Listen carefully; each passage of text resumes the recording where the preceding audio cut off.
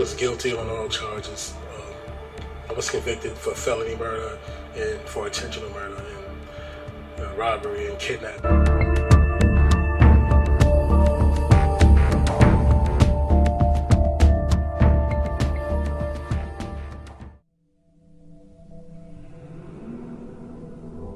A false confession is a confession elicited in response of a demand for a confession.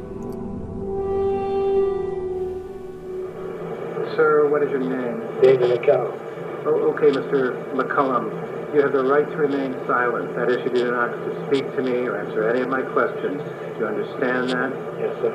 Anything you say to me can be used as evidence against you in a court of law. Do you understand that? Yes, sir. Now that I've advised you of your rights, do you want to speak to me about what happened? Yes. We had brought the man in through the exit of the car and took him through the back. Okay. David falsely committed to the murder due to the police abusing and harassing him to be the one to say he did it. The officer slapped him in the face, picked up the chair, and threatened to hit him with it. At the time, I was willing to do and say anything they wanted.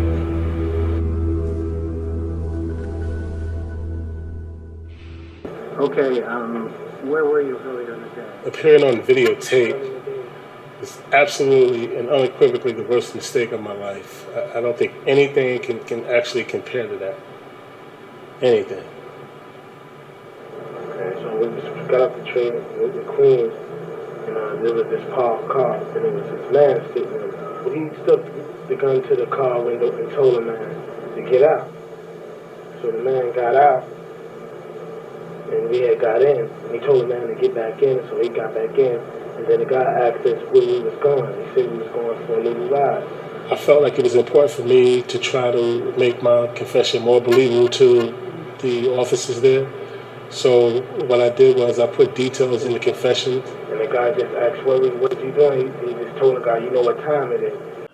District Attorney Kenneth Thompson said there is no other piece of evidence other than this confession that points to both David and Willie as suspects to the crime. Now we've realized that this confession, it was false.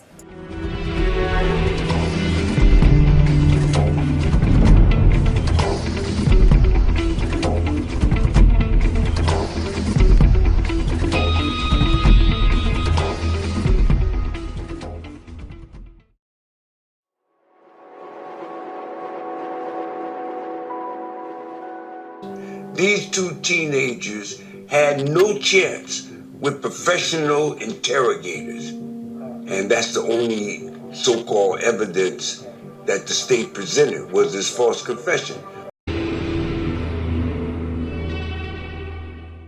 David's court-appointed lawyer pretty much dropped the ball in every way possible. He never visited the crime scene. David was only interviewed once before his trial, and he also failed to bring a suspect named Chrissy into the case. His lawyer was later disbarred.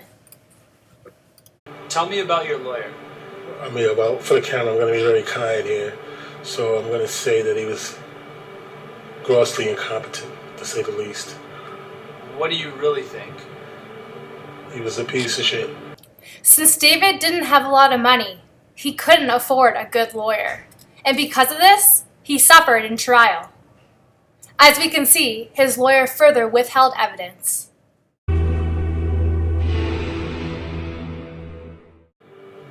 There was reasonable doubt all over the place. So when you open up the file, you see the route for his exoneration right there. Unfortunately, David's lawyer did not use the evidence that a suspect named Chrissy gave, who encountered two men thin-built. One hair had braids in it. Neither McCallum nor Stuckey wore braids.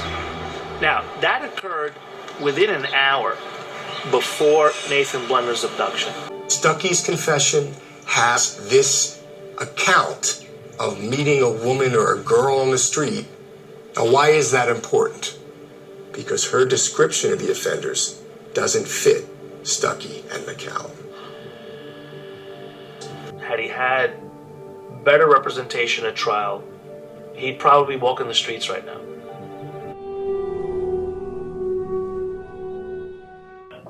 The jury had no idea that someone had given a description of two black males that did not match McCallum or Stuckey's description at or around the time of the crime. I mean, it's ludicrous.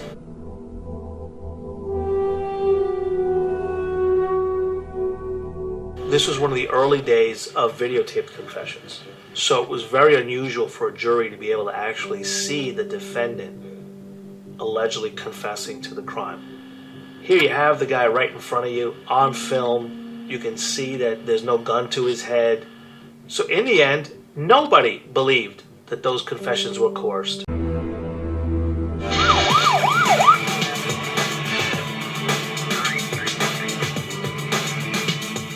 New York City in the mid-1980s, crime was at an all-time high because of gangs, gun violence, and crack.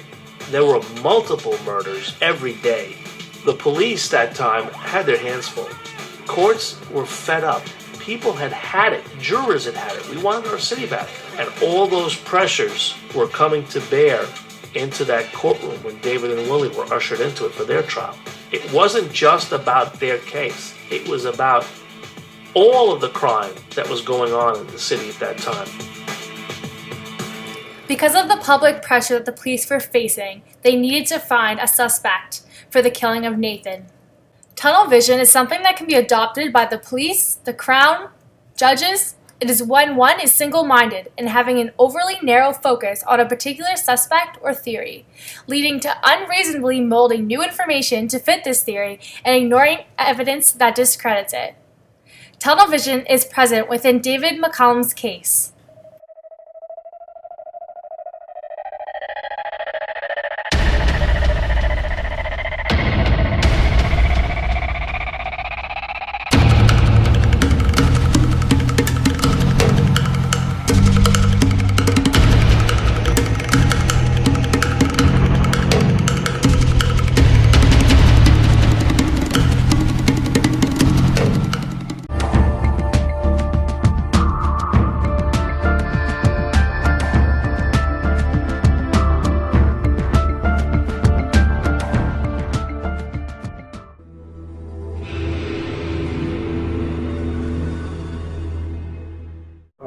McCallum confessed to stealing a car, so did Stuckey, but each accused the other of the shooting.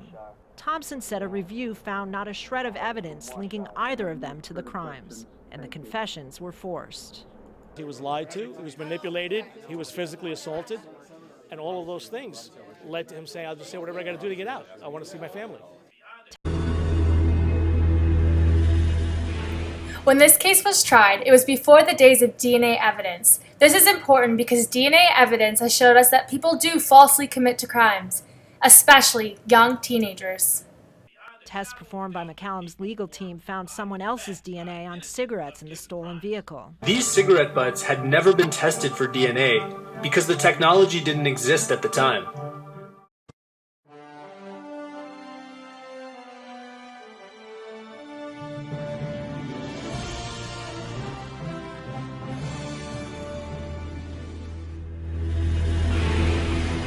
Reuben Carter was twice wrongfully convicted for a triple murder and was imprisoned for nearly 2 decades. He was released in 1985 after a federal judge overturned his conviction, and Carter went on to become an activist for the wrongfully convicted. In 2004, Carter founded the group Innocent International and often lectured about seeking justice for the wrongfully convicted. In February 2014, while battling prostate cancer, Carter tried to help and exonerate David McCallum. On April 20th, 2014, Carter died. The cause of his death was complications from prostate cancer. Hurricane Carter said, "Me, being inside the prison and knowing there were a lot of individuals on the outside fighting on my behalf, it strengthened me up. It reminded me of the goal. The goal was to get me out of there, and I knew I had to do my part." Reuben didn't want any kind of funeral or memorial service. For his last public act, he wrote a letter stating that his single regret in life was that David McCallum was still in prison.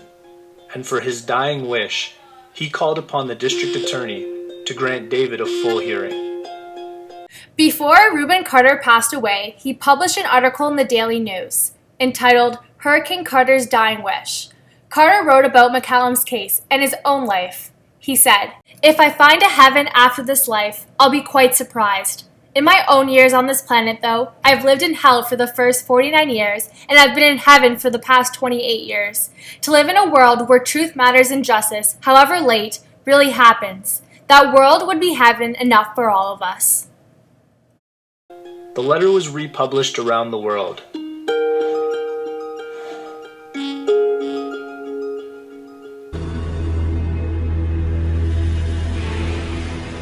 McCallum's case was championed by the late Hurricane Carter, a boxer and symbol of racial injustice who had himself been wrongfully convicted in the 1960s. But the stunning reversal came at the recommendation of the Brooklyn District Attorney. In less than a year since taking office, Ken Thompson has helped overturn 10 convictions of his predecessors. My main duty as a DA is not just to convict, but to do justice. And when I walked through the doors of this office in January, I inherited a legacy of disgrace with respect to wrongful conviction cases. Because of the discovery of the confessions from Willie and McCallum not matching up, proof of no DNA evidence pointing towards David or Willie committing the crime, the awareness of police coercion used when David falsely confessed, the public awareness created through the help of Hurricane Carter, who himself was convicted, and the recommendation of the Brooklyn District Attorney last year in 2014, Ken Thompson, helping to do justice and overturn convictions of his preceders. David McCallum was exonerated. I will dismiss the indictment. Sitting beside McCallum in court was Rosia Neely. Her son, Willie Stuckey, had been convicted with McCallum. He died in prison, where McCallum has spent the last 3 decades.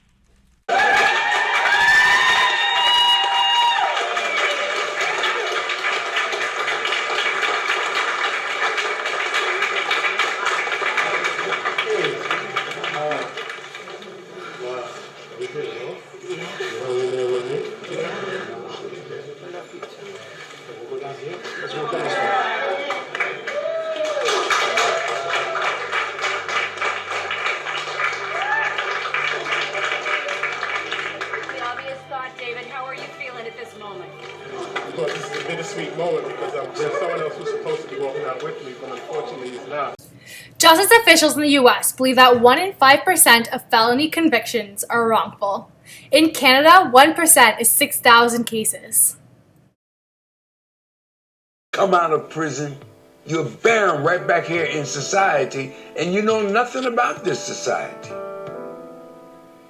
That is a lot of cases, and something needs to be done about this. David is just one individual who served time in jail for a crime he did not commit. He was falsely accused based on false confession, problematic police behavior, a poor lawyer for support who would further withhold evidence, a jury who was uninformed, and police stress that was evident due to public pressures. This further led to police experiencing tunnel vision, and the fact that the DNA evidence was not able to be tested during the time also hindered David McCallum's case. McCallum now plans to help others who've been wrongfully convicted. The system can be fixed, but I just think people need to pay more attention to those individuals who cry out for help. 100 convictions are currently being reevaluated in Brooklyn alone.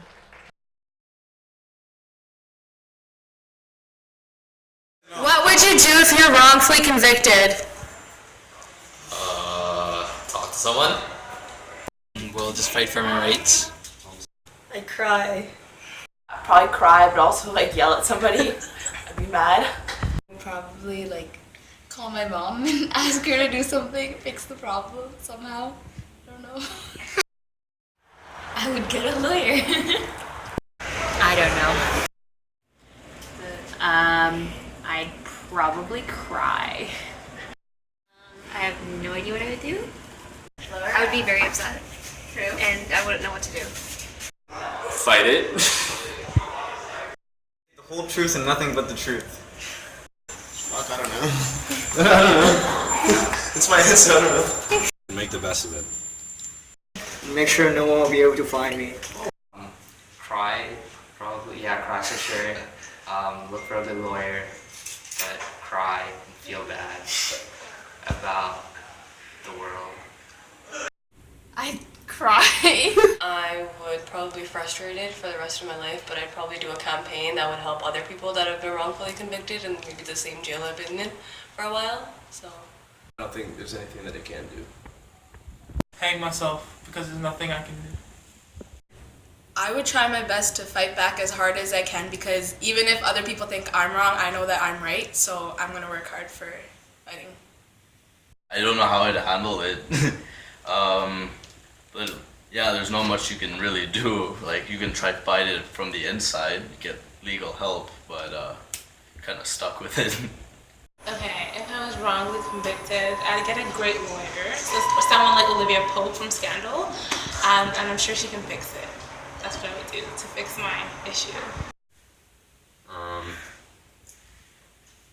Well, I don't think there's anything I could do, because if the law says I'm wrong, then I'm wrong. And I do my best to appeal stuff, but, you know, at the end of the day, I'm overpowered by what the law says. I'll go to the court and fight for my justice. Yeah. I don't know, I'll just stick with it and then hope for someone to rescue me.